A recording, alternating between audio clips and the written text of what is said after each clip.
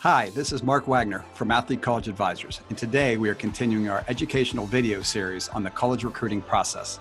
Just a reminder, you can reach out to ACA for a free 30-minute consultation if you have any questions after watching today's video.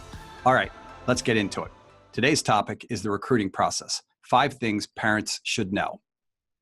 Number 1, your child needs to be the one communicating with college coaches, not you. This is a tough one since all parents want to see their children succeed. But the reality is, parents, that college coaches want to hear directly from the student athlete. It is your child that will be communicating and interacting with the coach for the next 4 years, not you.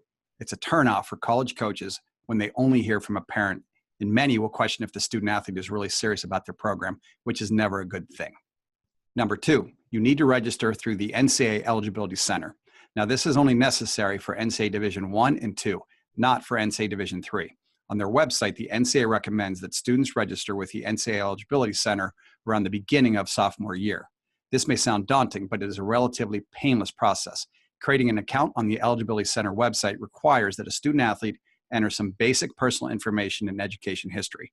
There is an $80 fee for domestic players and a $135 fee for international players, so keep that in mind. Number 3, unfortunately, there's not as much athletic scholarship money as you might think. And while there are many players that have their sights set on a full ride, the reality is that less than 2% of students receive any kind of athletic scholarship. So where's the money? Most of it is in academic and merit-based aid. So don't count on an athletic scholarship. If your son or daughter gets one, great. But until then, encourage them to focus on their grades and test scores while exploring other scholarships and financial aid opportunities. Number 4, character matters.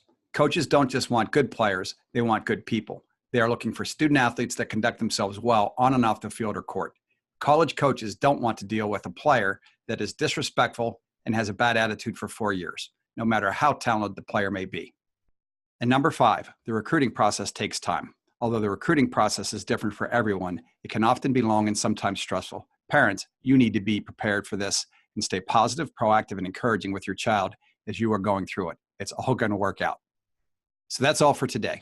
Be sure to tune in next week to learn about the recruiting process, 6 ways parents can help.